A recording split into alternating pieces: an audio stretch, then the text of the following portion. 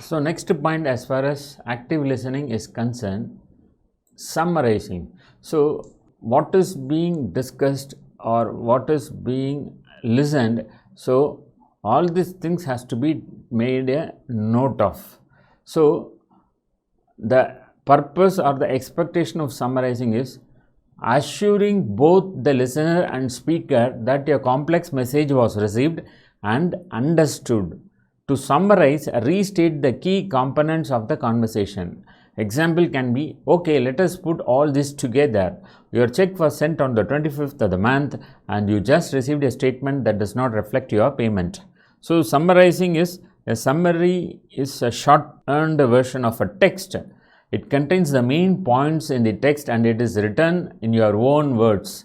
It is a mixture of reducing a long text to a short text and selecting relevant information. A good summary shows you have understood the text.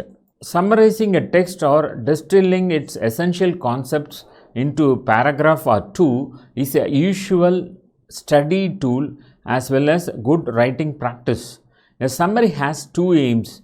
One is to reproduce the overarching ideas in a text. Next, and identifying the general concepts that run through the entire piece. And number two, to express these overarching ideas using precise, specific language. When you summarize, you cannot rely on the language the author has used to develop his or her points, and you must find a way to give an overview of these points without your own sentences becoming too general. You must also make decisions about which concepts to leave in and which to omit, taking into consideration your purposes in summarizing and also view of what is important in this text. Here we can look at certain methods of summarizing. First, prior to skimming, use some of the previewing techniques. Include the title and identify the author in your first sentence. So the first sentence or two of your summary should contain the author's thesis or central concept stated in your own words. This is the idea that runs through the entire text, the one you would mention if someone asked you, what is this piece or article about? Unlike student essays, the main idea in a primary document or an academic article may not be stated in one location at the beginning. Instead, it may be gradually developed throughout the piece, or it may become fully apparent only at the end. When summarizing a longer article, try to see how the various stages in the explanation or argument are built up in groups of related paragraphs. So divide the article into sections if it is not done in the published form. Then write a sentence or two to cover the key ideas in each section. Next, omit ideas that are not really central to the text. Don't feel that you must reproduce the author's exact progression of thought. On the other hand, be careful not to misrepresent ideas by omitting important aspects of author's discussion or the speaker's discussion. In general, omit minor details and specific examples. In some texts, an extended example may be a key part of the argument, so you would not to mention it. Avoid writing opinions or personal responses in your summaries.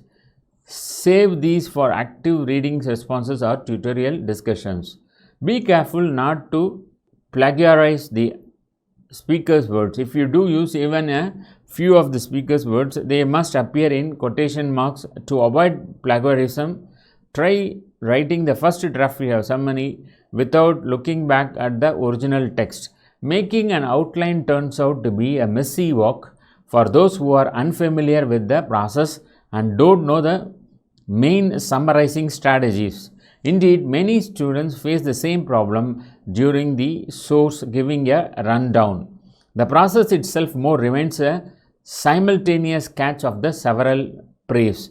Students simply sticking the detached text fragments together instead of making a comprehensive synopsis of the material. If you don't want to fall within the same gap, read out the article sharing the summary, strategies and approaches that will help you along the way. So according to Buckley definition, summarizing is reducing text to 1/3 or 1/4 its original size, clearly articulating the author or speaker's meaning and retaining original ideas. Diane Hacker explains that it is involving stating a work thesis and main ideas simply, briefly and accurately. The purpose is to briefly present the key points of a theory or work in order to provide context for your argument or thesis. So why do we need this?